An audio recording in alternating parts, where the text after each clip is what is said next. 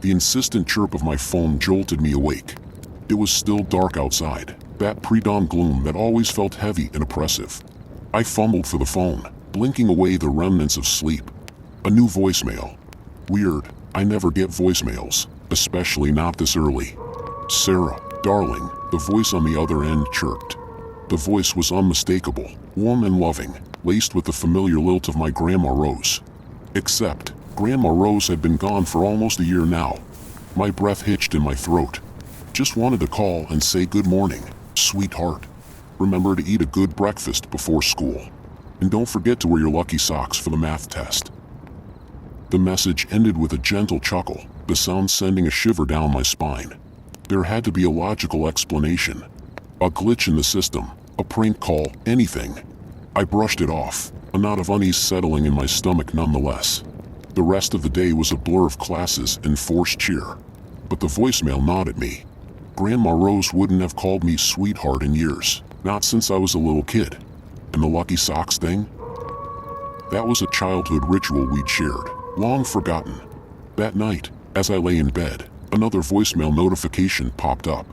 My heart hammered in my chest as I listened. This time, Grandma Rose's voice was strained, laced with a tremor I'd never heard before. "Sarah, listen carefully," the message began. "Something's wrong here. They're not who they seem. Don't trust." The message cut off abruptly, replaced by a static hiss. Panic clawed at my throat. This was more than a glitch. Fear replaced the initial shock. Who was Grandma Rose talking about? What wrong was happening? The voicemails continued over the next few days, growing increasingly frantic. Grandma Rose spoke of a darkness, a secret she'd kept hidden. Her voice pleaded for help, for me to find something, anything, in the basement. The basement. A dark, cavernous space I rarely ventured into, filled with dusty boxes and forgotten relics of my childhood. Now, it felt like a looming threat, a place that held the key to this horrifying mystery. Taking a deep breath, I grabbed a flashlight and ventured downstairs. The air hung heavy, the silence broken only by the creak of my footsteps. Dust motes danced in the flashlight beam as I navigated the labyrinth of boxes. Then, I saw it. A loose floorboard at the back of the basement, almost hidden by a stack of old trunks. My heart pounded as I pried it open, revealing a dark space beneath. Curiosity warred with fear, but the desperate pleas in the voicemails propelled me forward. With trembling hands, I squeezed into the cramped space. Cobwebs brushed against my face, and the air was thick with the smell of mildew. There, in the corner, I saw it. An antique phonograph, its polished wood dulled by time. A single record lay on the spindle.as. I placed the needle on the record. A scratchy hiss filled the darkness. Then, a voice, weak and gasping, but filled with unmistakable love. Grandma Rose. "Sarah," the voice rasped. "They're coming for me. I'm trapped. There's a room, behind the bricks." The recording ended with a choked scream, followed by a sickening thud. Tears streamed down my face as the full weight of the situation slammed into me. The voicemails weren't glitches. They were desperate pleas from beyond the grave. My family, the loving home I'd grown up in, held a dark secret. And Grandma Rose, trapped and tormented, was reaching out from beyond the veil for help. With trembling hands, I stumbled back to the main part of the basement. My eyes darted around, landing on the seemingly innocuous brick wall at the far end. Picking up a metal rod, I started prying at the bricks. One by one, they gave way, revealing a hidden passage. The revelation chilled me to the bone, but the memory of Grandma Rose's scream spurred me on. I had to know. I had to help her, even if it meant facing whatever darkness awaited me in the hidden room. Clutching the flashlight tighter, I stepped into the unknown, a knot of dread tightening in my stomach. The voicemails were just the beginning. Now, the real horror was about to unfold. The passage was narrow and damp, the air thick with the smell of earth and decay. Each step forward felt like venturing deeper into a nightmare. The flashlight beam danced on uneven stone walls, revealing cobwebs and what looked suspiciously like claw marks.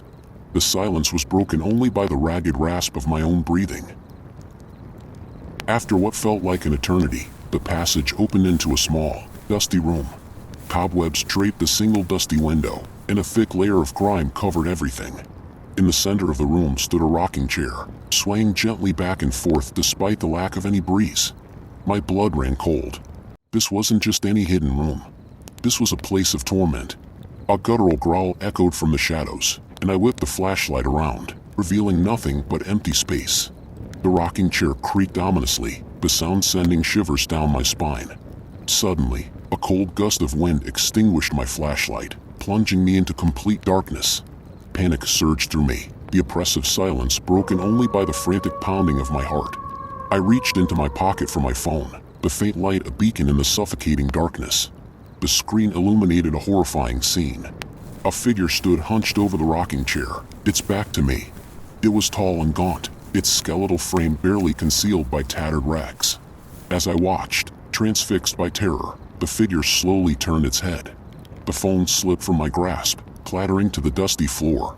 The creature's face was a grotesque mask of decay, its eyes glowing with an unnatural red light. A raspy voice, filled with malice, echoed in the room. "You shouldn't have come here, child." The creature lunged, its long, skeletal fingers reaching for me. I screamed, scrambling back, tripping over debris in the darkness. Just as its cold grip was about to close around my ankle, a deafening boom resonated through the room. Bricks rained down from the ceiling, dust filling the air. Coughing and spluttering, I scrambled to my feet. The creature was gone, vanished amidst the debris. Disoriented but alive, I stumbled towards the opening of the passage, a sliver of light filtering through. With a final, terrified glance back at the collapsed room, I clawed my way back into the main basement. The weight of what I'd seen settled heavily on me. The voicemails, the hidden room, the monstrous figure. It was all a horrifying truth I could barely comprehend. My phone, thankfully, had survived the fall. The screen displayed a missed call, an unknown number. Hesitantly, I pressed redial. A voice, raspy but familiar, filled my ear. "Sarah, it's me, Grandma Rose. You did well, darling. Get out of there. Don't look back." The call ended abruptly. Tears streamed down my face, a mixture of relief and terror. I raced up the basement stairs, the flickering lights and familiar clutter a welcome sight. The hidden room, the creature, the voicemails, they were all a horrifying secret now buried beneath the collapsed passage. But the knowledge gnawed at me. What had happened to Grandma Rose? Who, or what, was the creature? The questions swirled in my head as I called the police, my voice shaky as I reported a break-in and a hidden room in the basement. They arrived, skeptical at first, but the collapsed passage and the disturbed bricks spoke for themselves. They searched the debris, but found nothing. No sign of the creature, no explanation for the hidden room. In their eyes, it was all a scared teenager's imagination. But I knew the truth. The voicemails might have stopped, but months that followed were a blur of grief, police reports, and a gnawing sense of unease. The police investigation eventually hit a dead end, the collapsed room attributed to faulty construction and my claims of a creature dismissed as trauma-induced hallucinations. Sleep became a stranger, replaced by nightmares of skeletal figures and echoing whispers. The house, once a place of comfort, now felt oppressive, the silence thick with unspoken secrets. I started researching local history, scouring dusty archives and interviewing old-timers. One evening, at a local diner known for its greasy spoon charm and even greasier gossip, I met Ms. Eleanor, a wrinkled woman with eyes that held the wisdom of 1,000 whispered stories. Over lukewarm coffee, I hesitantly mentioned the hidden room and the creature.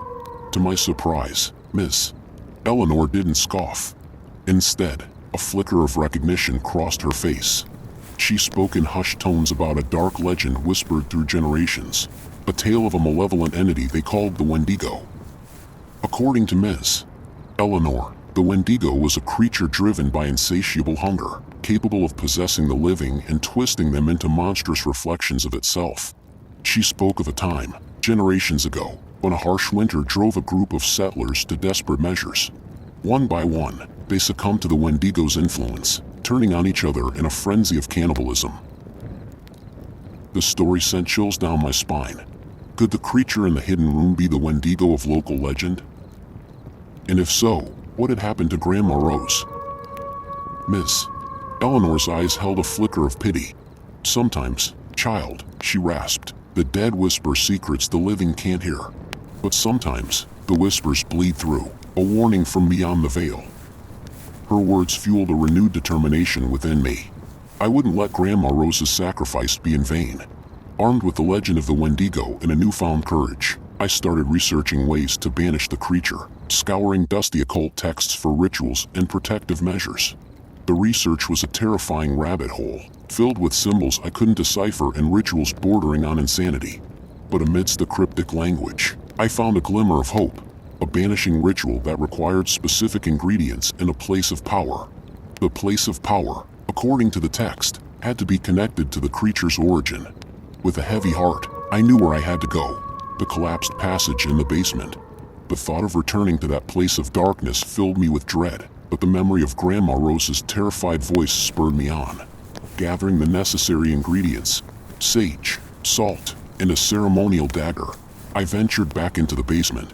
The air hung heavy with the smell of damp earth and a faint, unsettling chill. With trembling hands, I cleared away the debris, creating a makeshift space around the collapsed area.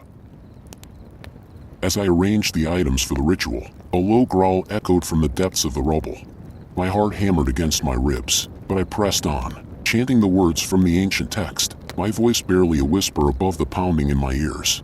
The air crackled with an unseen energy. Shadows writhed on the walls as the chanting reached its crescendo. A deafening roar erupted from the collapsed room, followed by a sickening thud. Silence descended, heavy and oppressive. Exhausted but exhilarated, I approached the rubble. A single, skeletal finger protruded from the debris, a final testament to the creature's defeat. Relief washed over me, bittersweet and tinged with sorrow. The ordeal had taken its toll. But as I stood there, bathed in the faint light filtering through the basement window, I felt a strange sense of peace. Grandma Rose's voice, faint but clear, echoed in my mind. "Thank you, Sarah. You are braver than you know."